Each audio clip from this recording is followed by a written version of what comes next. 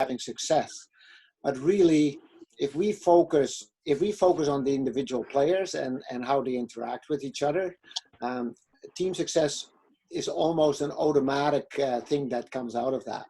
So I would like to turn it around and go the other way and really focus on the individual player, and even more so the person. Yeah, so we're looking at a holistic approach, and that's a big word, but you know, really what's in there is whole. We're looking at people, the whole person. Yeah, not just a 9-year-old soccer player. No, it's a 9-year-old with you know, that likes soccer, but also has all kinds of other neat things going on for him or her. And how can we tap into that, and how can we, you know, help guide a young person like that? So it's just as important that we focus on that. So I started the presentation with some broad strokes, and then a little bit later I'll go into it a little bit more in detail. So let's look at the first thing, and the first broad stroke is about game-based learning.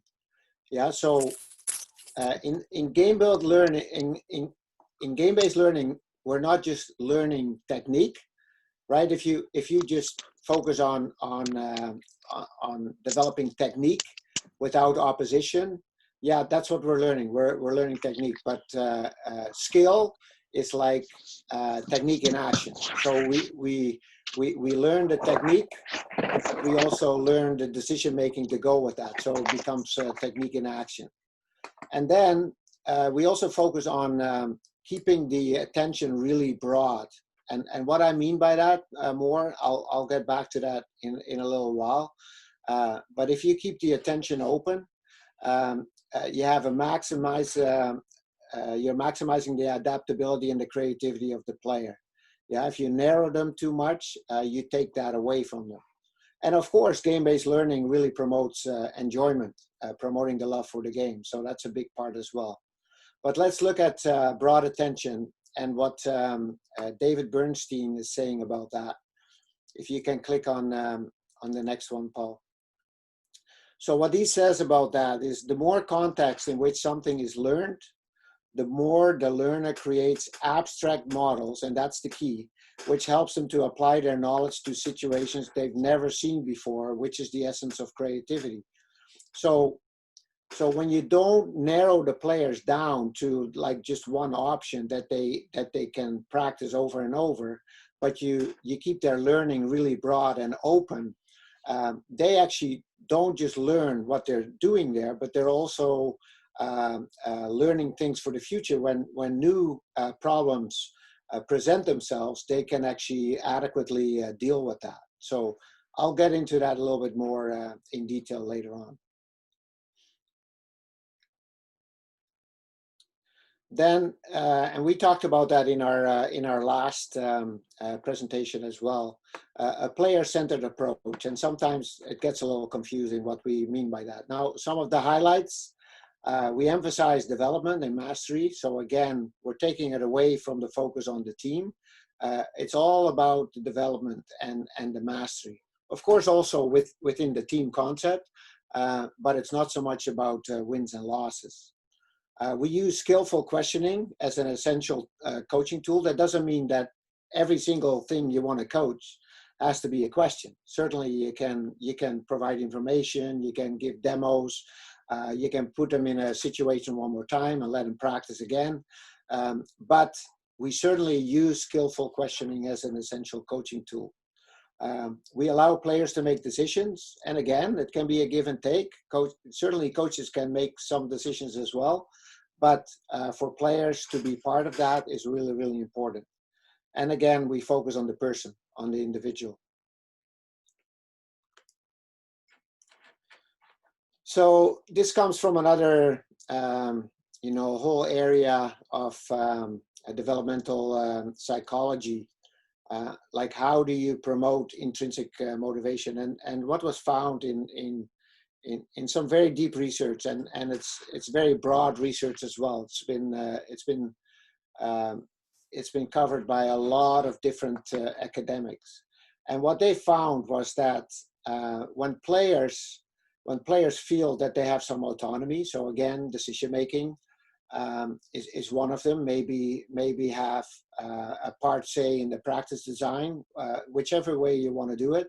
Maybe contribute to the halftime talk, you know, or the game plan, whatever it is. If they feel like they have some autonomy, that really helps them to develop that intrinsic motivation. Competence is another one. That's really important. So that's why it's important that we focus on developing skill and developing mastery. And then the last one is relatedness. So those three have to be present in a player-centered approach. So relatedness is that players really feel part of it. So, you know, part of that is that we help promote a real positive team spirit, that we take accountability, that we support each other, and again, you know, have a say in what that is. So when players really feel related, they have autonomy, and they develop their competence, they get better. That really motivates them intrinsically, which is very powerful. Yeah, so they're not just being motivated because the mom or the dad is paying them $5 when they score a goal, or when they win a game, or they're winning a tournament, or whatever it is. No, it actually starts coming more and more from inside, and that gets stronger and stronger. So then we get to the use of positive pedagogy, and I would like you to have a conversation around that. What does that mean?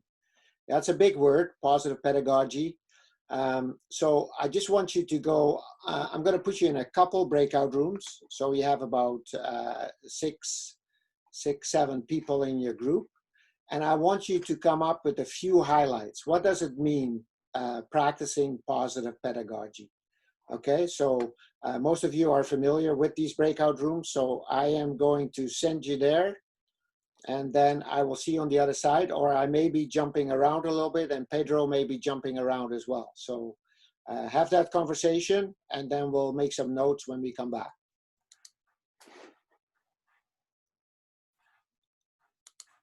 So I'll just make 2.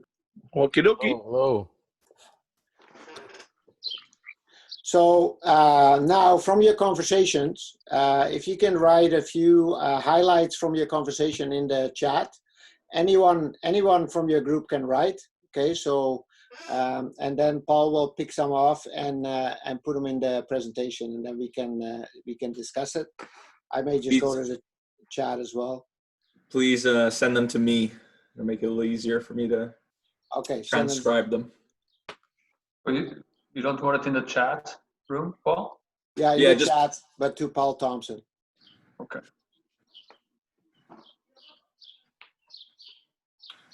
Here we go. Okay.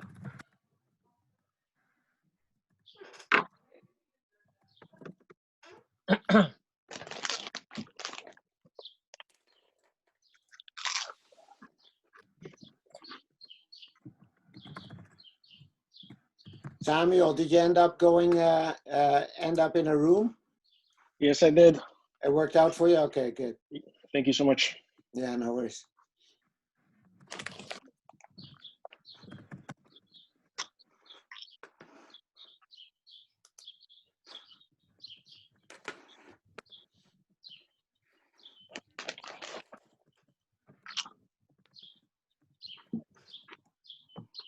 I think Philippe is writing a book.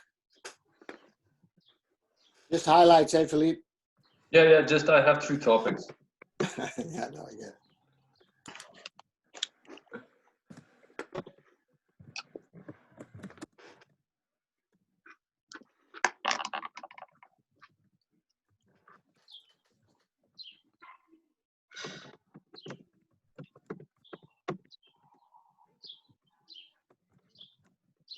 So actually, Paul, you can bring up that screen, and you don't have to put it in PowerPoint.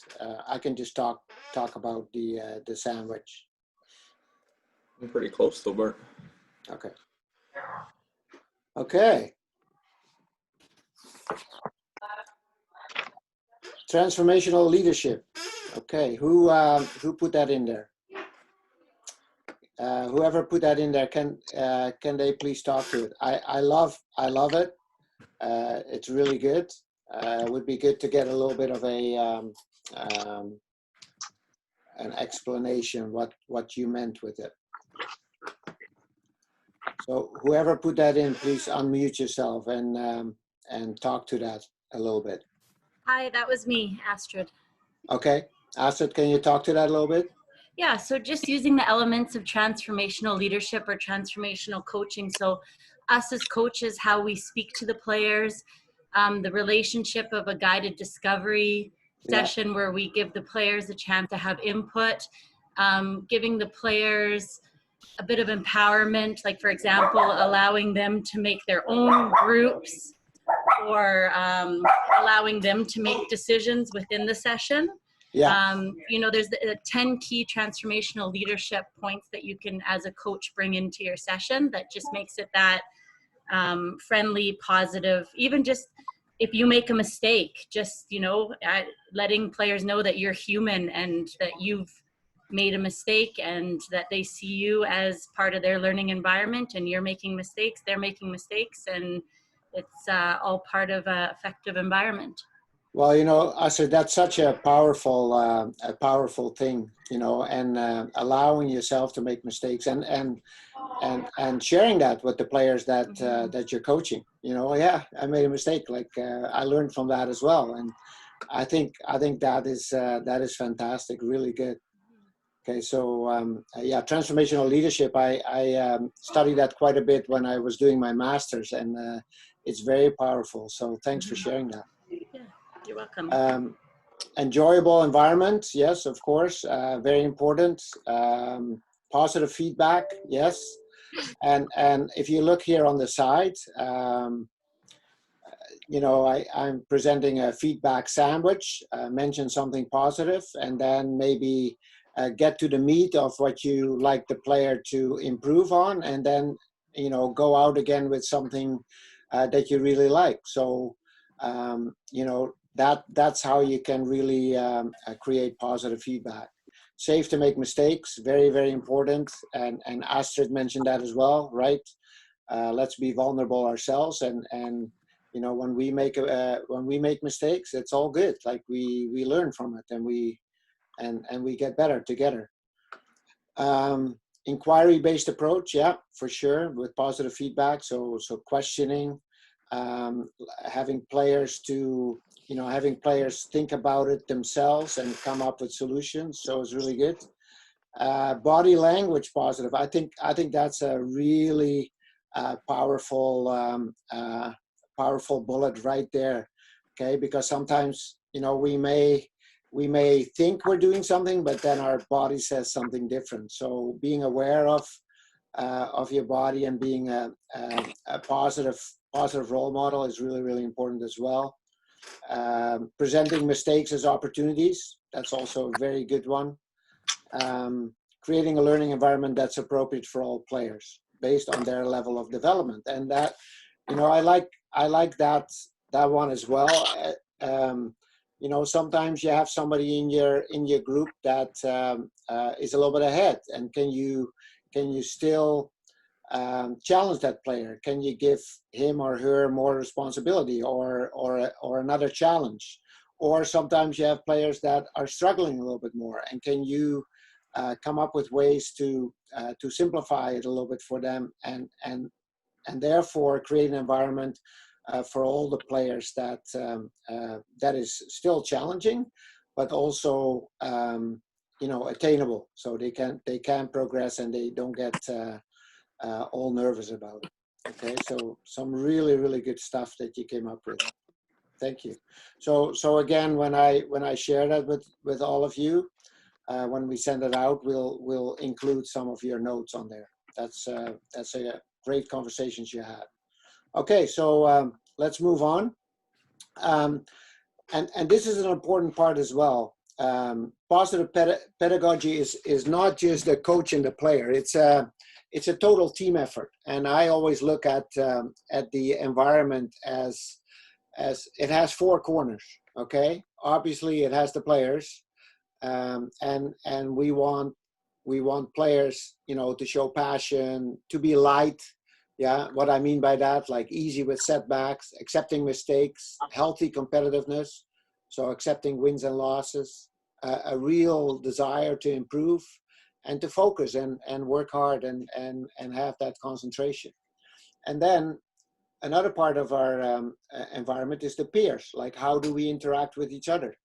Yeah, so encourage each other, take responsibility, don't blame each other. Yeah, help each other on and off the field, work together to improve.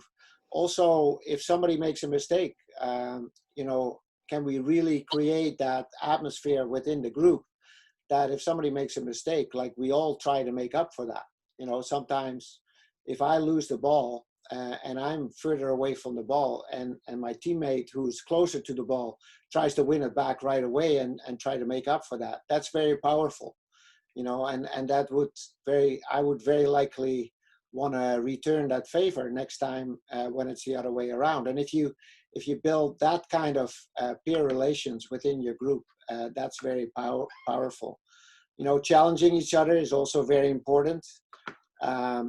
Sometimes you do a session and it's a lot about in possession and attacking maybe, and both teams absolutely look like $1 million, and then you're 10 minutes in and then you figure out suddenly, well, why everybody's looking like $1 million is because nobody's trying to defend. Okay, so that's a good time to emphasize again, well, let's make sure that we make it difficult for each other so we can get better. Okay, so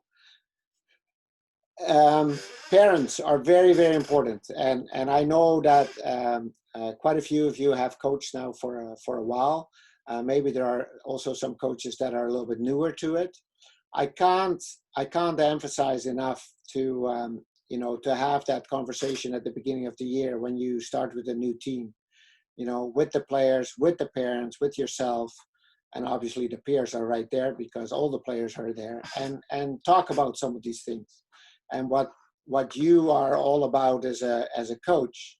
And then it's usually pretty easy for parents to buy into that, and you ask them to be encouraging and accepting their child's mistake, and not only their child's, everybody's children, and provide feedback on improvement. I always find it really important, and I do that a lot with our under 14s that I coached this past year. I regularly send information out to parents as well. I share it with players and parents, and I talk about, well, what, this is what we've been working on this week, and this is what we would like to see on the weekend when we play our game, or on Monday night, or whenever. So parents are in the know, and they know what we're looking for, and they can give the players, including their own child, that kind of feedback. We'd like parents to look at positives in game and not just the results. Okay, and then the last part, not unimportant obviously, is the coaches. Yeah, it's really important for us, and you brought that all up, to be positive, to show the passion, be interested in individuals. I always encourage coaches to have small conversations with players. Like, there's always these moments, there's always players that come a little bit earlier. Have a 1-minute conversation. Talk about, what their day was like, what was really exciting, what they've done this week, how was school, how are they feeling physically, etc., etc. You can talk about so many things, and by showing that interest, it makes it so much easier. It makes it easier for them. It makes it easier for yourself as well. And then again, allow players to make decisions. Okay, we talked about that a little bit earlier. Ask questions and promote teamwork.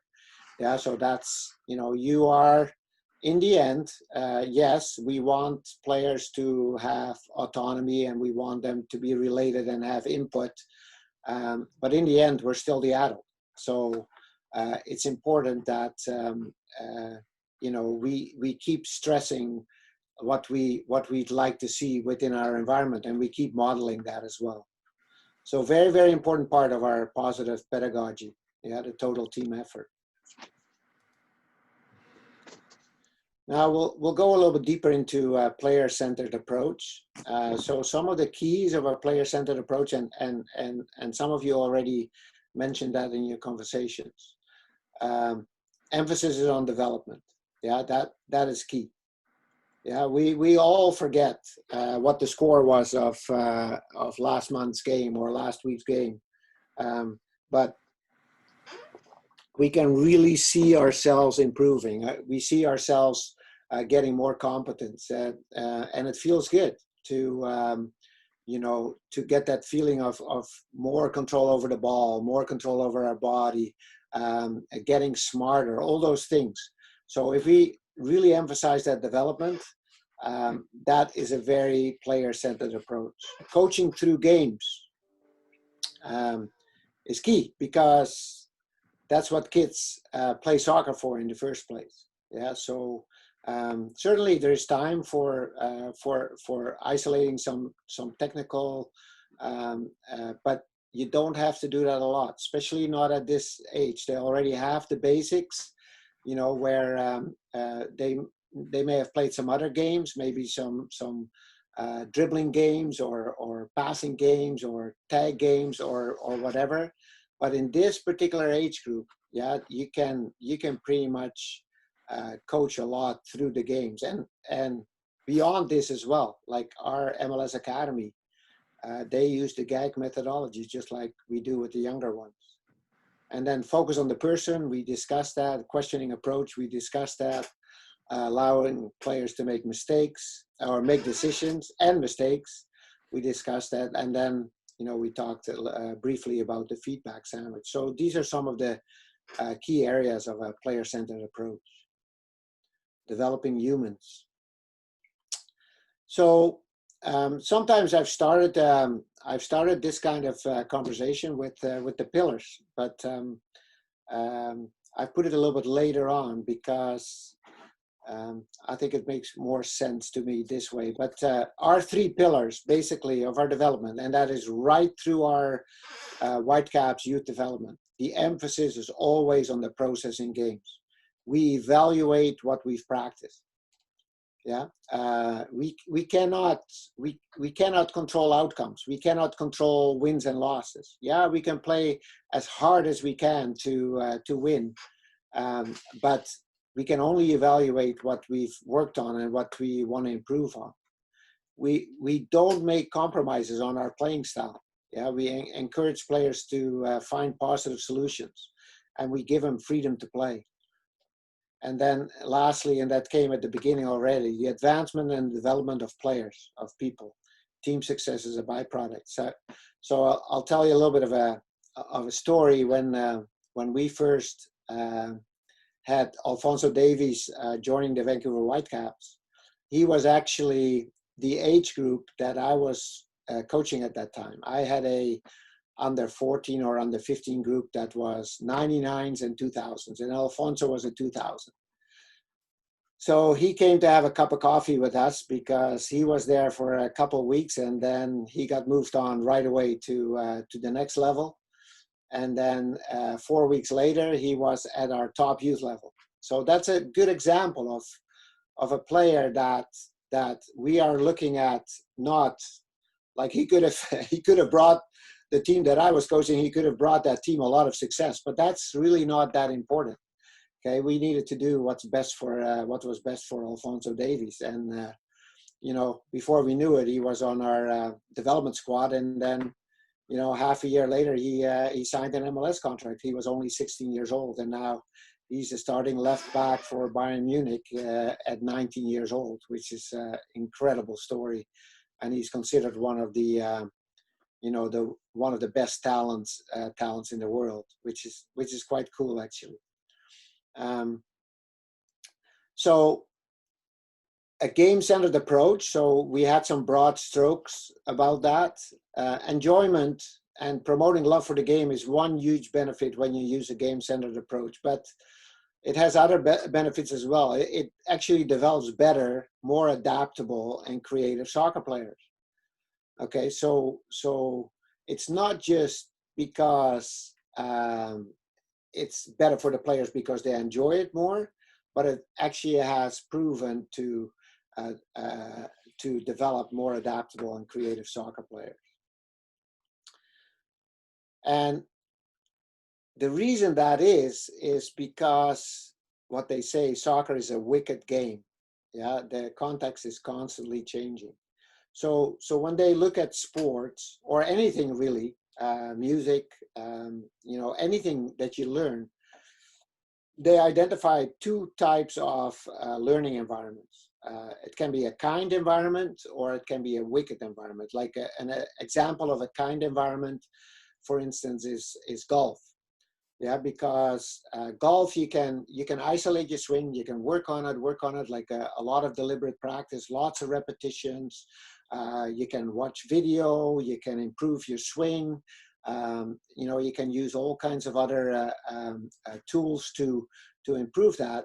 And if you work on it a lot, you can be guaranteed that will improve. But if we coach young players and we just let them do like passing practice all the time, that doesn't really transfer to the game because the game looks completely different. Yeah, we can pass around mannequins or cones, but the problem is in the game, these cones and these mannequins suddenly start moving and running and putting pressure on us, and suddenly the game looks completely different. If one of the opponents is moving one or two steps to the right or moves back a little bit or pushes forward, the game already changes. The picture completely changes. And it's the same when the ball rolls a little bit, the situation is already completely different. And because it's unpredictable and it changes all the time, they call soccer a wicked environment. You know, other sports that have very wicked environments is like hockey or basketball or field hockey, or you know, there's many. Any invasive game really, you know, where sort of people run around in between each other, opponents and teammates, makes it very wicked. So it has a wicked learning environment, and basically no situation is the same. So for that, I want to show you a little video, and it's on repetition without repetition, and we can talk about repetition without repetition a little bit after, but I want you to watch the video first. Just to give some credit, I took a little bit of a video that I found on YouTube. I really liked some of the animation that was there, and I used it. I did a little bit of a voiceover, and then I took a little piece of practice from you know, from our Whitecaps Academy with players that I was working with on that particular day. They're about 9 years old probably. So yeah, watch the video and enjoy, and then we have a little conversation around it after.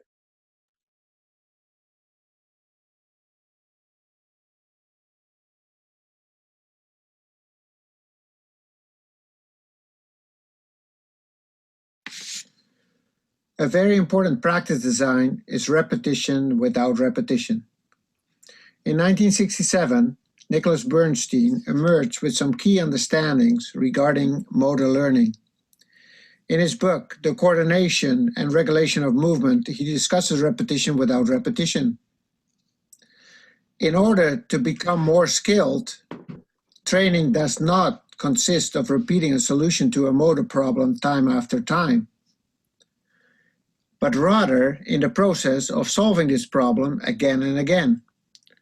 Basically, we want our players to continually solve problems in training just like they would do in a game. Let's see what repetition without repetition looks like in a practice exercise. Here, one attacker deals with two defenders. Very simple setup. The attacker can score on any one of the 3 gates. As the defenders get better during this exercise, the attackers have to solve the problem over and over.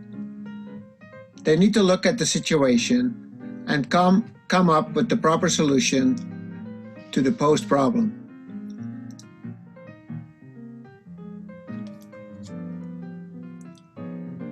So every single time, the defenders will give the attackers a different look, and the attackers have to come up with new solutions to a similar problem. There was a fantastic move. Here's where the defenders were sleeping. Here again, the attacker draws him in one direction and then goes the other way. Here's a very good example how players have to solve problems all the time, just like what they would have to do in a game. So it's not so much training the solution, but it is training solving the problem, which will help to develop more adaptable and creative players.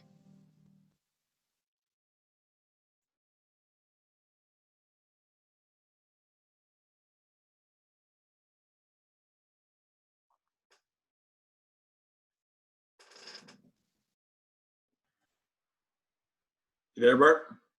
Yeah, I'm here. Can you go to the next slide?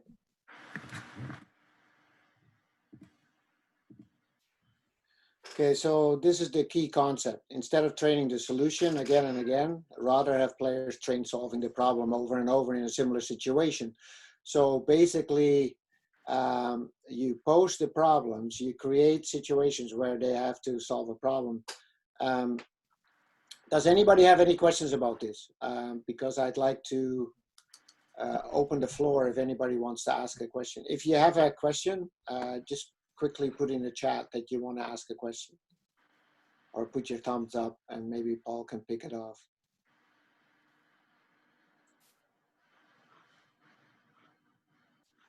You see any questions popping up, Paul? No, not yet. Oh wait, how many teach defending in underload? So Raheem's asking how many teach defending. I'm assuming up a player. Yeah, more offenders than attackers. Okay. So in this situation, it was an underload for the attackers, and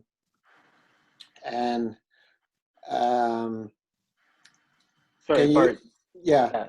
So it's just, so one of the things I liked about the activity you showed was that very often we teach a lot of attacking in a 1-against-1 context rather than in situations other than that, right? So from your example of like having the attacker go against 2 defenders rather than have the attacker go against 1.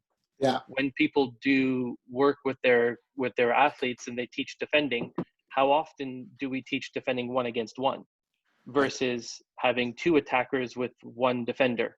Because Or 1 attacker with 2 defenders, you mean? Yeah. Yeah, I do that, Raheem. I do that a lot. We do a lot of 1v2s, 2v3s, because it's very game realistic. It's part of the individual possession that they have to learn. Like being able to protect the ball in situations where pressure is coming. Now, in this particular exercise, it's still rewarding because you give the attacker 3 options to score, right? So they still can have some success. The key in that exercise, I would not give the defenders any tips until it's just too easy for the attackers. The attackers are too skilled and they're scoring all the time. Then I may say to the defenders, well, why don't you 2 make one of the front gates each, defend that and keep your eye on the middle, and make it a little bit more difficult that way. But otherwise, I would just let it run and sort of leave the defenders on their own and have the attacker, there's still enough problems to deal with. Yeah. But yeah, underloads are very important to practice. I think we sometimes, we create a lot of overloads, and is that realistic? An overload is realistic probably when you're playing out of the back because it's often +2 there. But, as soon as you get into the attacking third, it's almost always an underload, right? So it's important that we create some situations like that as well. Okay, so instead of attacking towards the goal in a 9v7, maybe you can attack in a 6v8 or a 5v8, you know, and it just makes sense that way. Any other questions? There's something in the chat I see. Oh, that was Raheem as well. Okay. Okay, so let's move on. That was repetition without repetition. This is just a fun slide that you know, that I wanted to put in because sometimes we forget where it all starts. You know, and for me, this was a graphic that I put in my thesis, developing creativity for youth soccer players when I was doing my master's.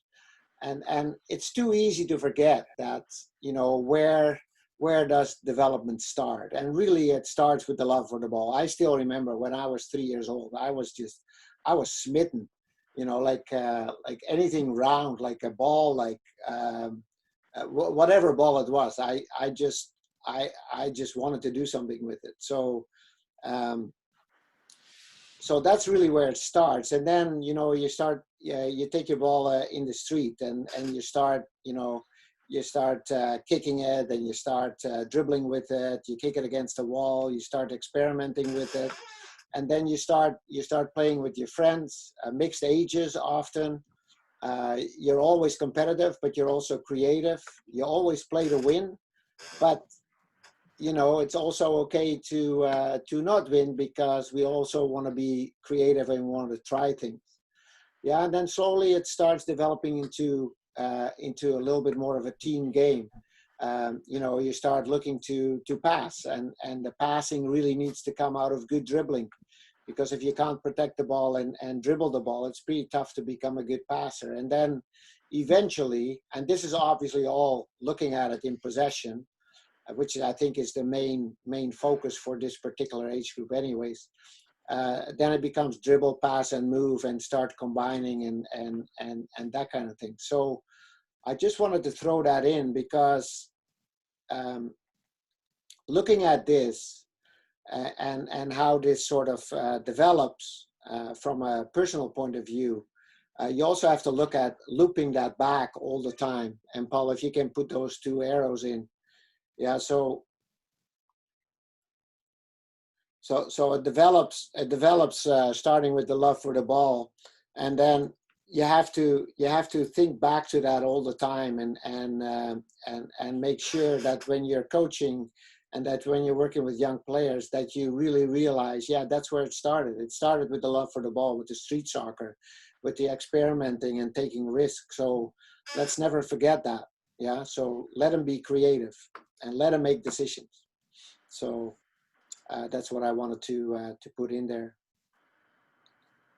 Now, recently, I've started developing some sessions, and they've actually been a lot of fun. And actually, I've done a few of these even with the under 14s. I didn't only do them with the under 11s and the under 12s, who really love them, but I also did them with our older players. And basically, what I did is I thought about possession and where does it start? Well, like keeping the ball really starts with individual possession. Yeah. Can I, as a player who has the ball, evade pressure, protect the ball? Yeah. So we play a little rondo, 5v1, or if the players are more advanced, you can play 5v2 or 4v2. And basically the condition is that all the players have to take a minimum of 3 touches. So while they're on the ball, they can't just pass and always play 1 touch. No, they are required to always take a minimum of 3 touches. Okay, so that's where it starts, individual possession, because while they're moving with that ball, they have to evade that pressure. That's coming, and maybe not always, but when the player is close and you get the ball, you better know where the space is and dribble away and protect that ball. And then we go into the next one. So now I'm able to protect that ball individually. So now what I need is I need some support. I need players to help me out. So then we get a little bit more to possession together, and we do an exercise like this. It could be 3v3s or 2v2s, and it's a very simple game. Both teams can score on both goals. and it's great if you also have keepers in there. If you have real Super 8 goals or smaller goals and have little keepers in there, but you can do it towards pucks as well. So both teams can score on each puck, but they have to make at least one pass. Or if it's a more advanced group, they have to make 2 passes. Or you can have a condition in there that they have to make a third man running combination first. That's what I did with my group, the under 14s. Okay, so Blue has the ball here. They have to make at least one pass and then they can score. Okay, so now we're working on support, because the players that don't have the ball, they have to help out all the time, and they have to make a move, another move until they get open. Yeah, because those Reds are no slouches either, and they're going to try to cover them. When the ball turns over, the Reds win it. Again, they have to make 1 or 2 passes as well before they move on. Okay, so now we've done individual possession. We're supporting each other, so we're now managing to keep the ball together. So now we're looking at, okay, so now we have the ball together. What are we looking at now? Okay, now we're looking at priorities. So our first priority is, can we play forward? Yeah, because the quicker we play forward, the easier it is to play through the other team. The longer we wait with playing forward, the more defenders will get behind the ball, and it'll become more difficult to break them down. So our priority is always there. Yeah, so here we play a 6v2, or it could be a 6v3. I think with the under 14s, we did a 6v4, and we played through 4 zones. And basically they had to touch the ball in every zone. So they always had to look positive. And when it was too easy, then I put a rule in there that they couldn't play back at all. So once you're in zone 2, you have to get to zone 3. And it can be with a pass, can be with a dribble, doesn't matter. And once you're in zone 3, you got to get to the end zone, to zone 4, and then it starts all over again from there. And you switch the defenders often, so they stay fresh, and they make it difficult for the attackers. And then, okay, so we have our priority playing forward, but we're not always able to play forward. So then we're looking at, okay, now we're hitting some dead ends. So what do we do when we hit a dead end? Well, then we're starting to look to switch the play and find other points of attack. And so that is just one story of possession session that I put together, but I wrote about 5 or 6 or 7 of them now. And of course, there's other elements of possession as well. There's, creating chances. There's attacking space behind the defense. There's playing through the midfield. There's all kinds of things that you can incorporate. But the thing is, like every single thing that they're doing in this practice is basically a game. Yeah, a rondo is a game, even though it doesn't have goals. Then possession together, that's a game. They can score on both goals. Then the third one, priority playing forward, it's a game because you're trying to get to the end zone and back again. And then we have the 4-goal soccer game. That's also a game. So they're really fun practices to use, and the players really start understanding the principles of possession with that as well. Now I've got a little tip for you. And that is, like, often when you play a 4-goal soccer game, especially with players that are kind of novel to that, they have trouble keeping the field open, yeah, because they all want to be close to the ball. So, like, it's very easy to just put a rule in. Then you don't even have to coach it anymore, because you say, if you score a goal, let's say they score a goal on this side.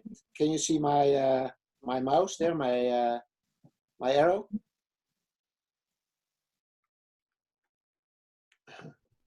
Oh no, it's Paul's screen. So let's say right there. So if they score on that side, and we don't have a player on the other side, in the other light zone over there, then the goal doesn't count. So then they start talking to each other. Oh, they're just about to score. Oh, get on the other side, get on the other side. So they're basically starting to coach each other to make sure to keep the field open.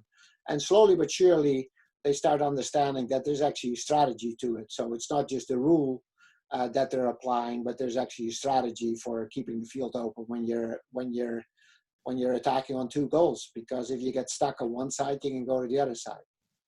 Okay, so that's the story of possession. Now, we're going to go back into our breakout rooms. I want to talk a little bit about training inspired by street soccer, game-based learning. Okay, so if you can pop down the next animation, Paul. So we're going to take about 5 minutes. What I want you to discuss in your breakout room, what are some of the key elements of training that's inspired by street soccer? And we've all played a little bit of it, and I've also talked about it a little bit. So I'm going to send you back to the rooms for about 5 minutes, and then we come back and we'll get some highlights on our slide. I'll see you on the other side.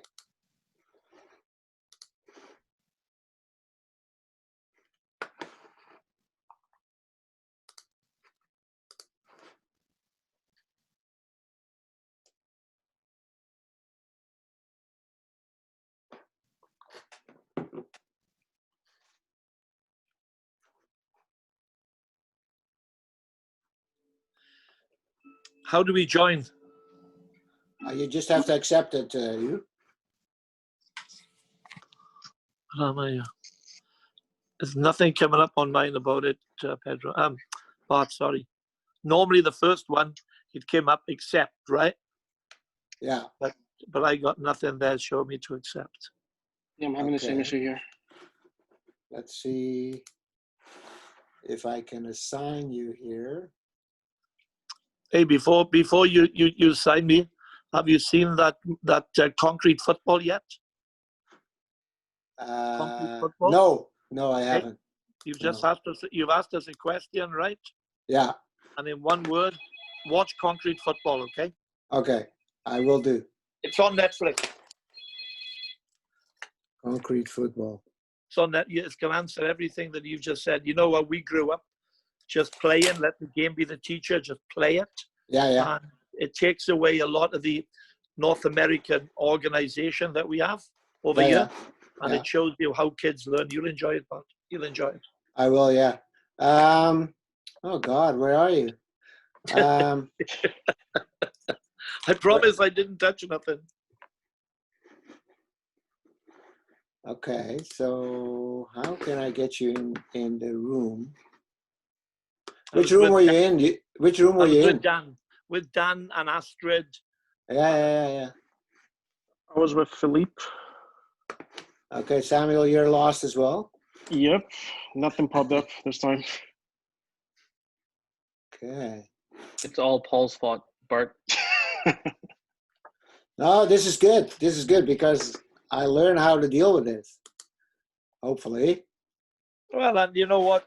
From my point of view, it'll give the others a chance to talk because I talk too much. Right.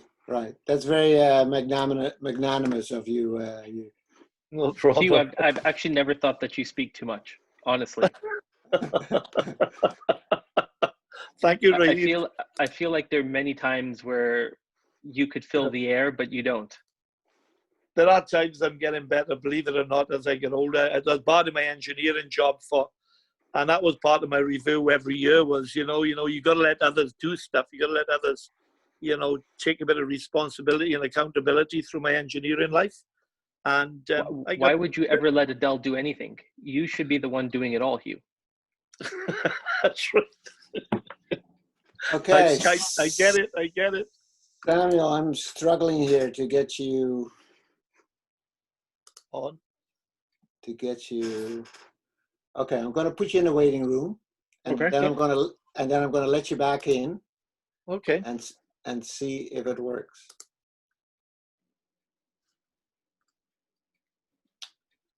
Okay. Okay, now I'm going to assign you to room 2. You're on your way, Samuel. All right, thank you. Yeah. Well, I'm going to do the same to you. Okay, so I'm going to put you in the waiting room. Yeah. And then I'm going to admit him again. I'm learning here, Paul.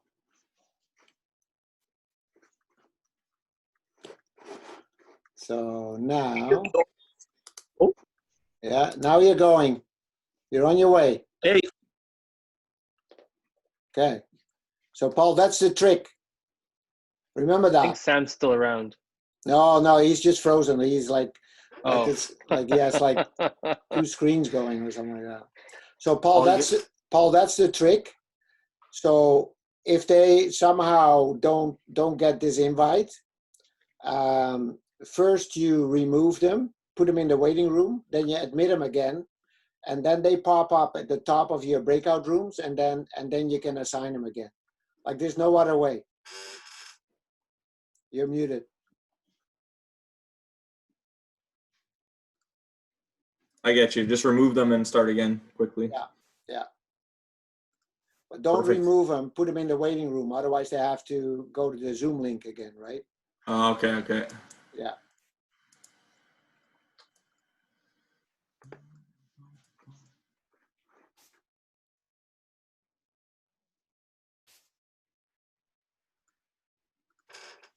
Paul, If you just do purely technical coordination. If you put them in a more of a technical tactical situation where there is some resistance, it's a little bit easier. And then of course we always finish with the game. Yeah, where we still focus on some of the things that we've worked on, but there will be limited intervention. Yeah, like we've just practiced, we've just had a little bit more detail in part 3, and now in the match, give them lots of time to play.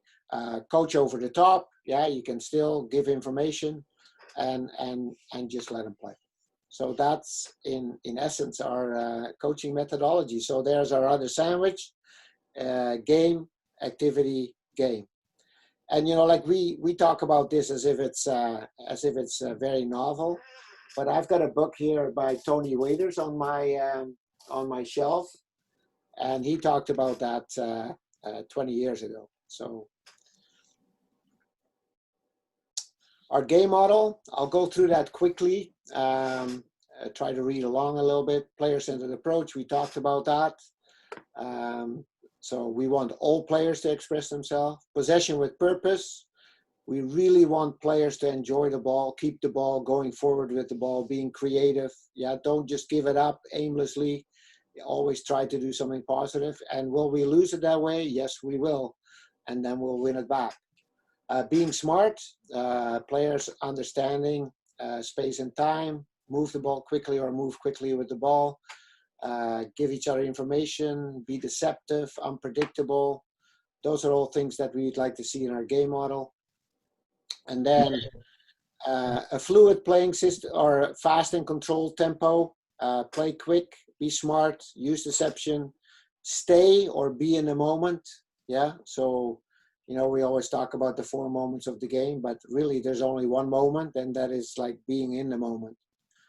A fluid playing system where players are allowed to, go forward from defending positions, help defending from forward positions, from midfield positions, go over top of the attackers. So there's a lot of mobility and freedom to move. And then lastly, what we'd like to see is a positive competitive mentality, playing with confidence, creativity, and belief. Try things, play out of difficult situations, full commitment, staying engaged, and accepting wins and losses. That's just part of the game. I've never spoken to a player that has won every single game in his or her life. Okay, I've lost many of them. I've won a lot too, but I've lost my fair share. So that's in a nutshell our game model. Quickly want to talk about, because that's a little bit more technical, about random and blocked practice. So a block practice outcome is more preset. So we talked about repetition without repetition. Well, a block practice, it's basically practicing the solution over and over and over, and not so much solving the problem. So everything is predictable. There's very little opposition, if at all. There's no decision making generally. It looks very organized. You know, sometimes we have to educate our parents that, you know, just because it looks good, it may not be as good.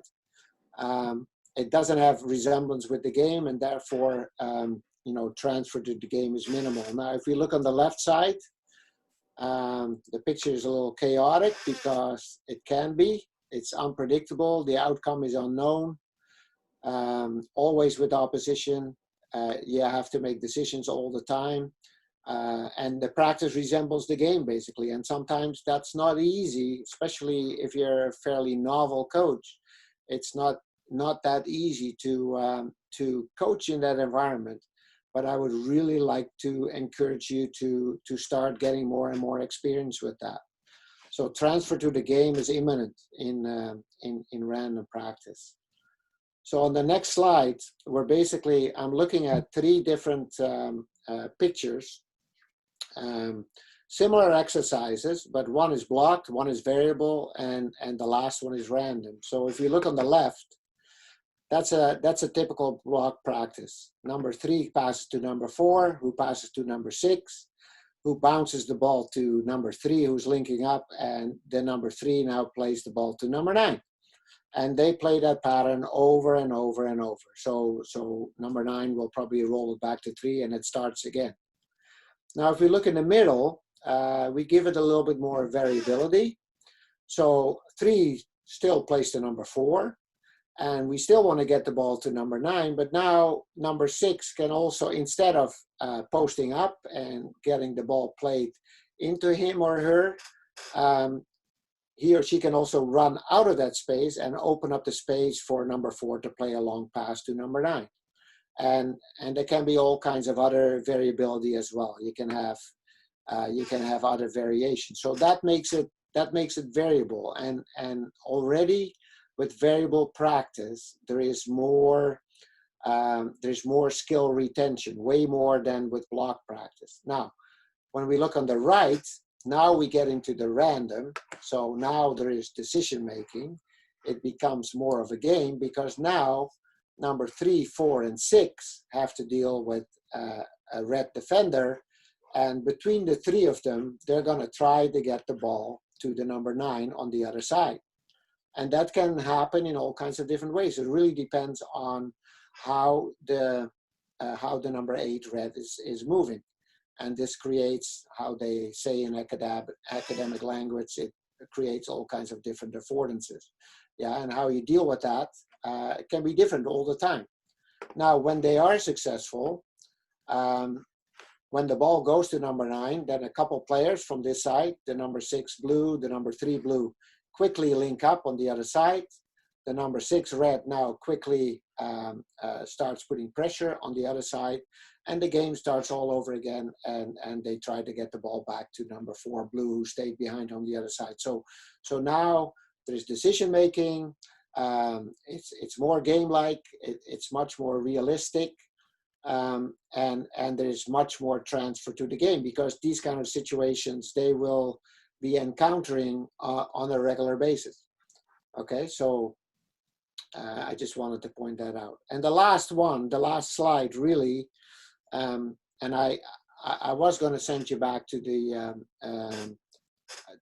rooms, but we're not going to do that. I just want you to look at these 2 graphics and really take them in. And I want you to, maybe you can pop the next animation. I want you to decide for yourself, yeah, where do you sit in your approach as a coach? It's very easy to say, oh, you know what, I am on the left. I'm all the way, freedom to play anywhere on the field. But in practice, it's not always that easy. Okay, so what I would like to do is I would like to get out of the PowerPoint. You've had a good image of this, and just have a little open conversation about this to close it off. And please feel free to speak up. Okay, there's no right or wrong. Yeah, I just want you to be free to talk about this. Okay, so where would you sit as a coach? Who wants to start? Astrid, if nobody starts, I'm going to put you on the spot, girl.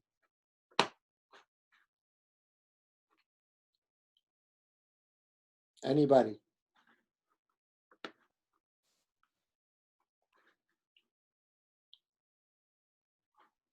Astrid.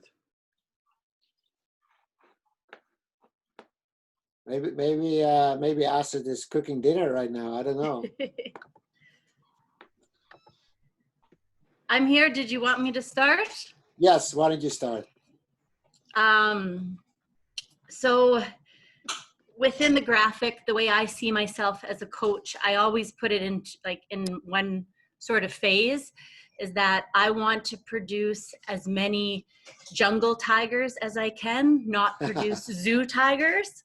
So I want those free-thinking players that can make decisions, and I want to give them the environment that they can survive outside of my environment as a coach. Fantastic. Great. Dan, what would you like to add to that? I think for me, it's more sectional than that. I would say I'm very minimal risk in my own. I wouldn't say no risk. I would say there's a no risk area, and that would be in the middle, right in front of our penalty area. Okay. But Okay. if you were looking at the wings, I would say those are more minimal risk areas for me in our, I guess, in our defensive third. What what age group do you coach predominantly, Dan? I have done a mix of everywhere. So U11 all the way up to U17. And does it make a difference between the different age groups? To me, yes. I give my U11s. I would say the U11s and U13s. I would give them more leeway. Okay. In the defensive third and freedom, because at that point, I think at the U13s and especially into U15, I'm teaching more of the principles around that. Right, and because they have more tools, you feel comfortable with that. That's right. Okay. Yeah. Okay. Anybody else? Again, there's no right or wrong here, so just having an open conversation about it. So, Paul, where do I sit? You've worked with me intensely for. Well, I was just about to ask, where's the defending sections to all this, Bart?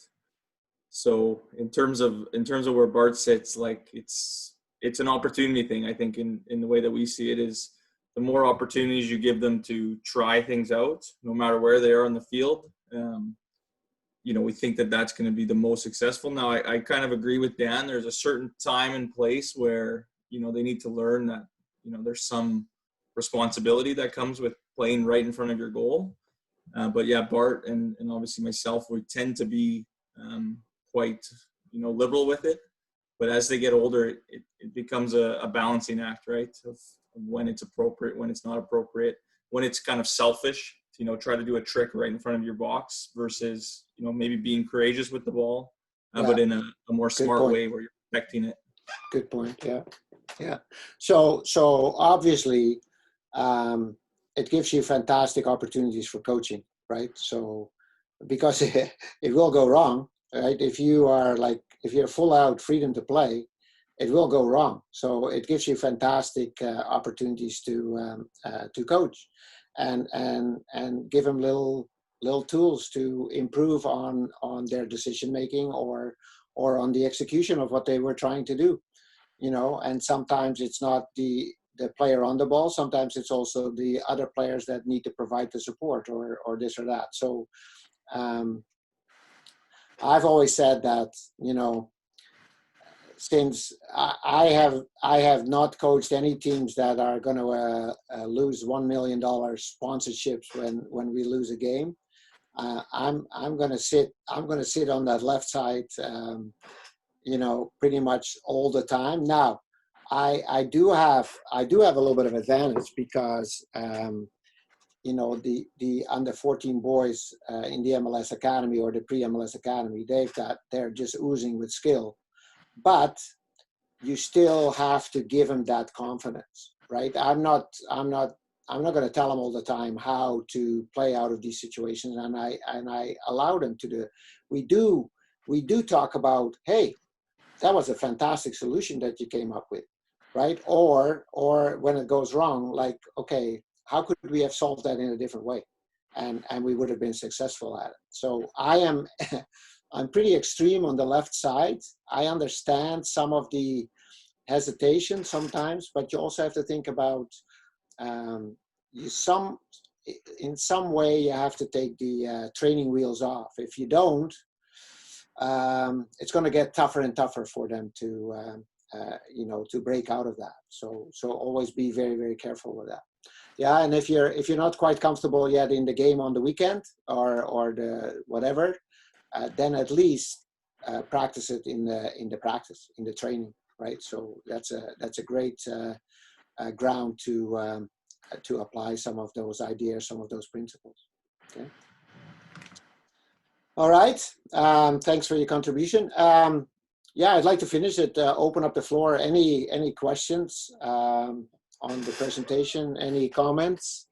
We've already had quite a bit of dialogue, but if you have any other questions, please do it now.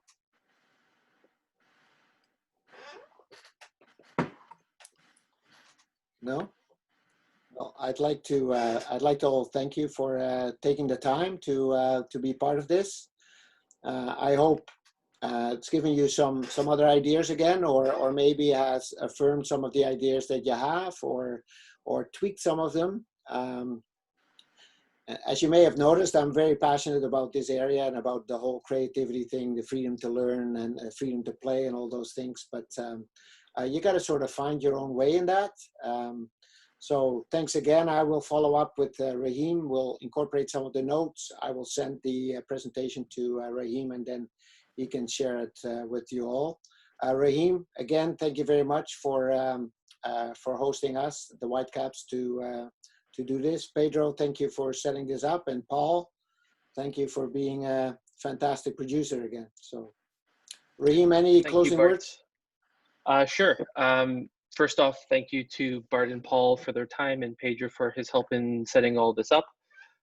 Thanks to all of the coaches who were on today. Hopefully you found a couple things to take away, as we always hope from each of the different workshops and webinars.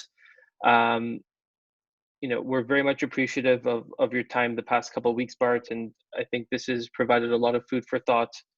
And if it's okay, I'd just like to segue into making sure you check the SSA website for our upcoming coaches workshops, because we have lined up a few things around mental health and well-being for coaches as well as your athletes. So please take a look, and we hope to see you on those. And again, Bart, thank you very much for your time. It is very much appreciated. Thank you. Thank you. Yeah, thanks, Bart. Thank you. It's very, very good. And thank you, Raheem. You're very welcome. Good Cheers, night, everybody. Thanks, everyone. Thanks, Bart. Everyone. Thanks, Raheem. Good night, everyone. Thanks, Thanks Paul. for joining. Thanks, Pedro. You're done. Have a good night, guys. Good Thank you. night. Pedro. Bye. Yes.